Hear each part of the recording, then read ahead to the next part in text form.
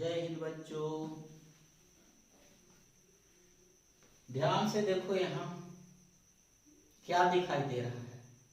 कुछ समझ में आ रहा है कि किसका चित्र बना हुआ है?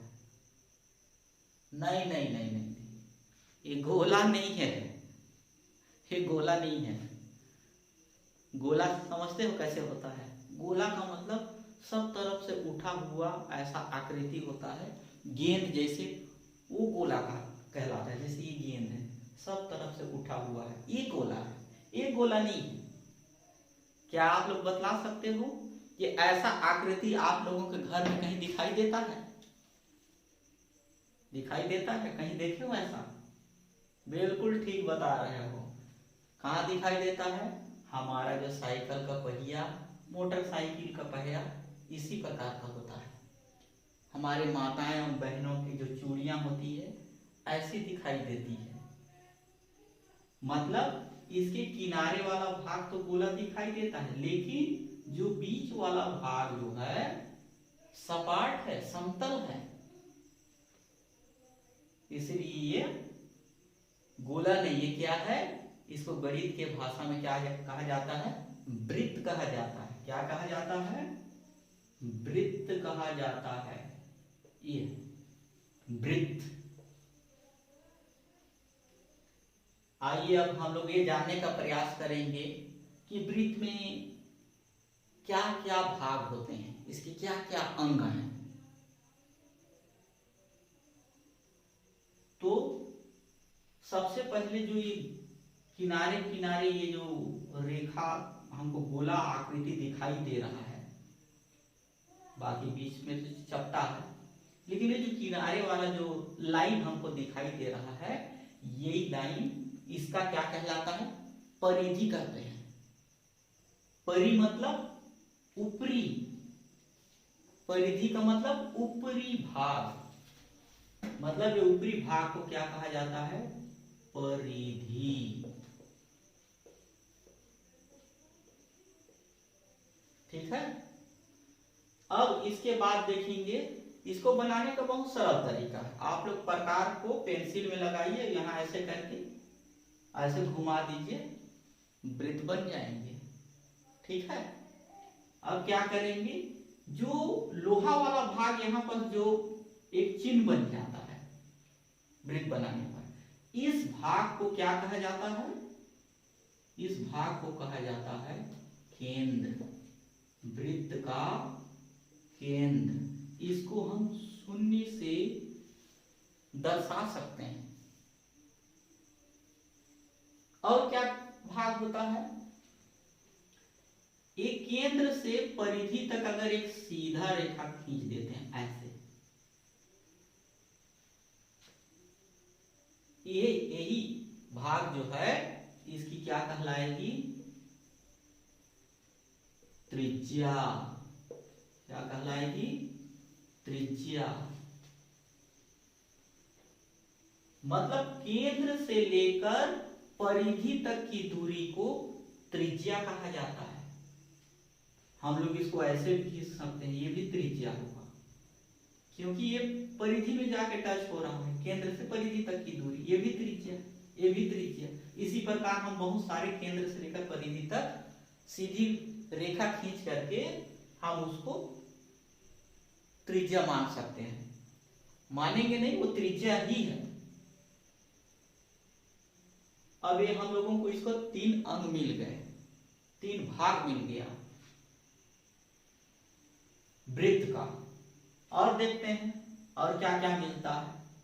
अगर हम वृत्त की परिधि से एक सीधी रेखा खींचते हुए केंद्र को छूते हुए फिर दूसरी ओर भी परिधि तक हम एक रेखा खींच दें इस प्रकार का, ये परिधि से मैंने शुरू किया, केंद्र में जाके छुआ और इसको फिर इसको आगे बढ़ाते हुए फिर परिधि तक मैंने यहां पहुंचा दिया। तो ये जो लंबी जो रेखा बन रही है उसके अंदर में, इस रेखा को कहते हैं, क्या कहते हैं? व्यास। ये व्यास है। मतलब परिधि से एक सीधी रेखा ऐसा खींचा जाए जो केंद्र को छूते हुए दूसरी ओर भी परिधि को छू जाए तो व्यास कहलाता है। हम कहीं से भी व्यास खींच ऐसे भी खींच सकते हैं व्यास। इसको ये खींचा मैं, इसको छूते हुए केंद्र को, फिर दूसरी ओर परिधि जाके छू गया, ये कहलाएगा क्या? ये भी व्यास हो गया, ये भी व्यास। इसी प्रकार के बहुत सारे व्यास खींच सकते हैं, बहुत सारे त्रिज्या भी खींच सकते हैं। तो ये हो गया पहला भाग परिधि, फिर केंद्र, व्यास, त्रिज्या। और इसमें क्या और भाग हम लोग ढूंढ सकते हैं? इसकी और भी बहुत सारे भाग, कुछ भाग और हैं, बहुत सारे नहीं, कुछ भाग और हैं। जैसे मैं दूसरा चित्र बना लेता हूँ, यहाँ खींचने में थोड़ा सा, हाँ ठीक इसी में खींच देता हूँ। मान लीजिए एक रेखा मैं यहां से खींचा वृत्त की परिधि से, अब इसको ऐसे मिलाते हुए यहां मैं इस परिधि में जाके ये टच कर गया, परिधि की इस बिंदु और इस बिंदु तक एक सीधी रेखा खींच दिया, और ये केंद्र को नहीं छुआ है, केंद्र से टच नहीं है। तो वैसी जो रेखा बनेंगे वो क्या कहलाएंगे?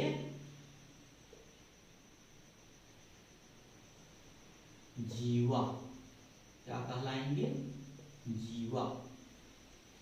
मतलब ऐसा रेखा जो परिधि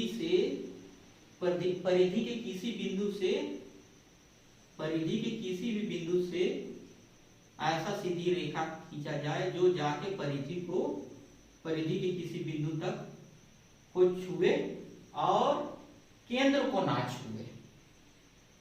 तो ऐसा रेखा हम जितने भी खींचेंगे ये सभी के सभी जो रेखा होंगे जीवा होंगे।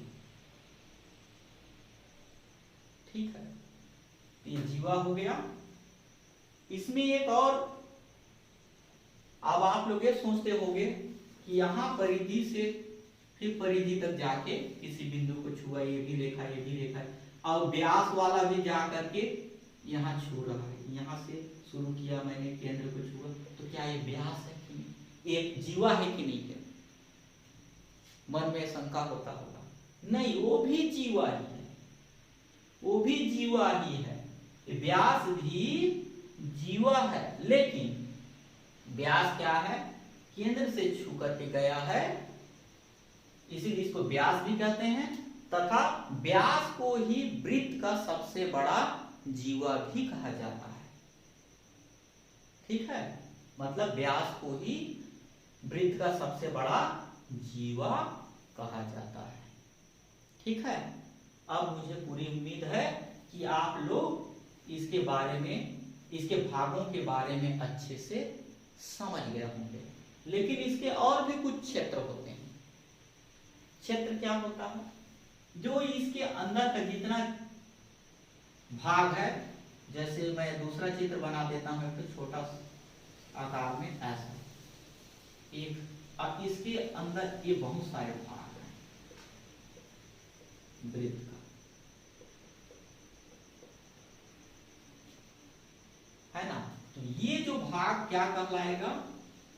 ये वृत्त का क्षेत्रफल कहलाएगा। क्या कहलाएगा?